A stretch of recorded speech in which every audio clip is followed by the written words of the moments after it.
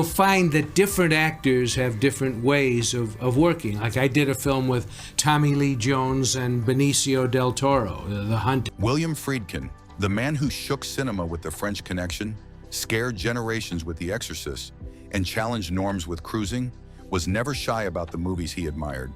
When asked what films he would take with him if stranded on a desert island of cinema, Friedkin didn't merely name what was popular.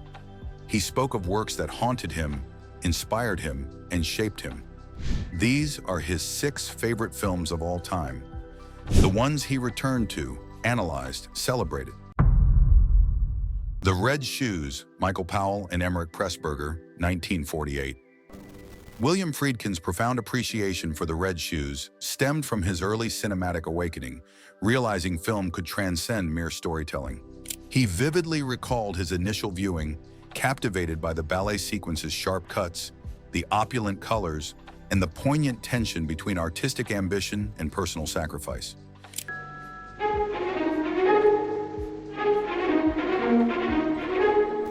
Friedkin emphasized that the titular red shoes were far more than simple props. They became potent symbols of obsessive pursuit, representing the delicate and often destructive dance between love, ambition, and ruin. He lauded how directors Michael Powell and Emmerich Pressburger masterfully integrated technical elements with raw human conflict. Friedkin particularly admired the film's vivid imagery and expressionistic set designs. He frequently spoke of The Red Shoes' indelible lesson on visual rhythm, asserting that editing wasn't solely about pacing, but about allowing each frame to possess its own distinct breath, lingering quality, and vibrant pulse of life. The film's heroine grappled with a quintessential struggle: the compelling desire for artistic expression versus the powerful pull of human relationships. When she truly danced, Friedkin observed, the audience was enveloped in a profound duality of ecstasy and torment. This intertwining of beauty and pain was, in his view, absolutely essential. Friedkin quietly revealed in interviews that The Red Shoes was among the first films to illuminate cinema's unparalleled power, to both enchant and, remarkably, wound its audience.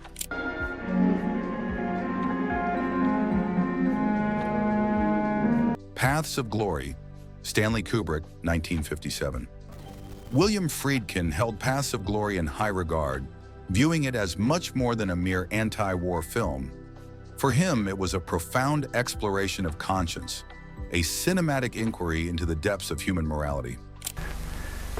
I apologize, sir, for not telling you sooner that you're a degenerate, sadistic old man. He particularly admired Stanley Kubrick's masterful direction, noting how the director employed wide tracking shots and stark compositions to craft an image of injustice that felt both architecturally imposing in its condemnation and deeply empathetic in its portrayal of human suffering.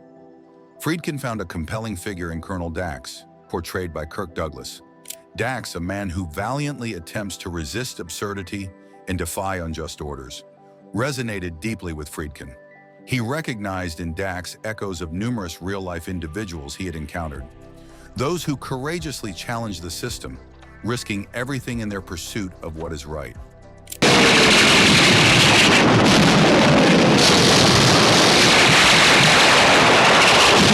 Paths of Glory served as a powerful testament to Friedkin, demonstrating that cinema could seamlessly blend elegance with raw anger, creating a profound and lasting impact. Le Samurai, Jean-Pierre Melville, 1967. To William Friedkin, Jean-Pierre Melville's Le Samurai was a profound lesson in cinematic minimalism and the power of the unsaid. He viewed it as a poetic exploration of restraint, where every element served a precise purpose. The film's meticulous spaces, the deliberate silences, and Alain Delon's hitman, Jeff Costello, moving with almost ritualistic discipline, all contributed to a masterclass in economy.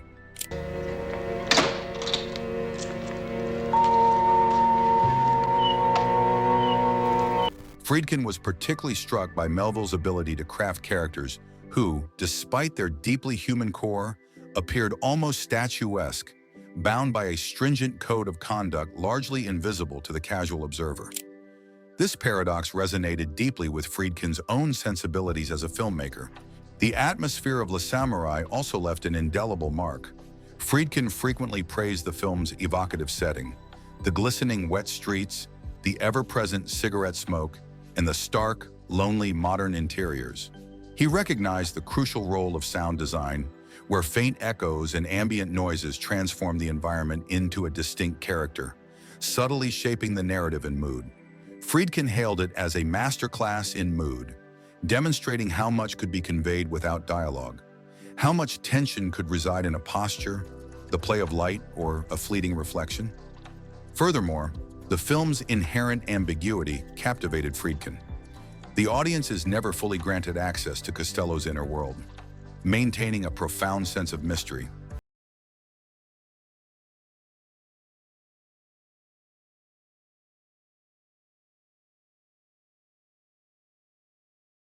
Belle de Jour, Luis Buñuel, 1967. Friedkin's love for Belle de Jour ran deep. Buñuel's blending of reality and dream, eroticism and repression, fascinated him. The texture of the film, elegant, ironic, disturbing beneath its beauty, spoke to Friedkin's lifelong interest in duality. Très, Séverine. Je t'aime chaque jour davantage. What society accepts, what it suppresses, the masks people wear, and the desires they hide. He admired Catherine Deneuve's haunted performance, the way her character treads between fidelity and fantasy.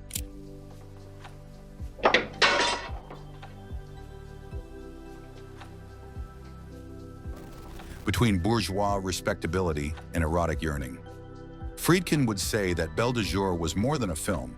It is a psychological puzzle with pieces that shift each time you watch. The carriage bells, the horse-drawn carriage, the fantasy sequences interlaced with daylight routines. They linger in memory.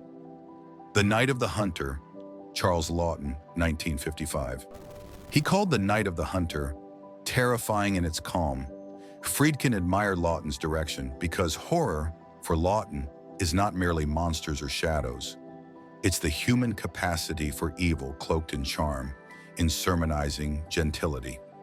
The preacher in that film, his voice soft, his eyes fervent. Miss Cooper! What? The man! The man!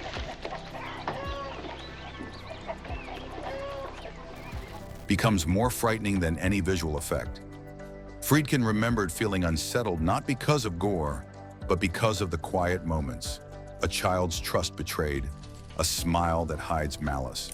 The contrast of innocence and evil, the use of light and dark, the landscape of riverbanks and houses, all these became lessons for Friedkin in making tension visceral. How many's it been? 6?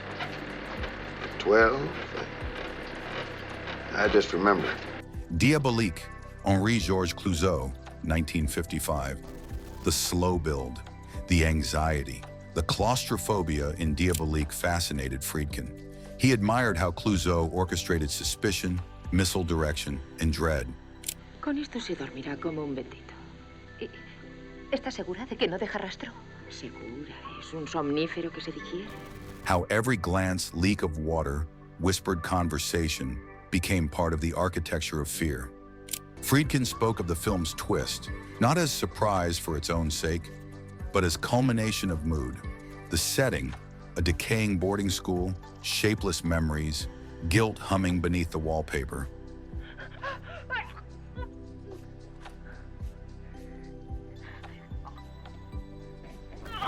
This was the kind of environment Friedkin felt comfortable exploring. Not outside horrors, but intimate ones. Sins among the living. Fear within the familiar. He was drawn to the moral ambiguity, the unlikable characters, the choices people make not because they're good or bad, but because they are caught, trapped, manipulated. Diabolique taught him that suspense isn't always about what happens next, but what might not, what the characters fear more than death, exposure, betrayal, shame. These 6 films, The Red Shoes, Paths of Glory, Le Samouraï, Belle de Jour, The Night of the Hunter, Diabolique, were for William Friedkin more than favorites. They were wonders, teachers, mirrors. In them he saw artistry, darkness, beauty, terror, all the strands he wove into his own movies. In choosing these, Friedkin laid bare his own cinematic philosophy, that film must disturb, enthrall, reflect the soul's shadow as well as its longing. That ambiguity matters more than resolution, that the unseen often haunts more than the seen. And though his films would sometimes shock or divide, they came from a place shaped by visionaries like these. Whenever he spoke of his favorites, he was speaking of the foundations of his own fire.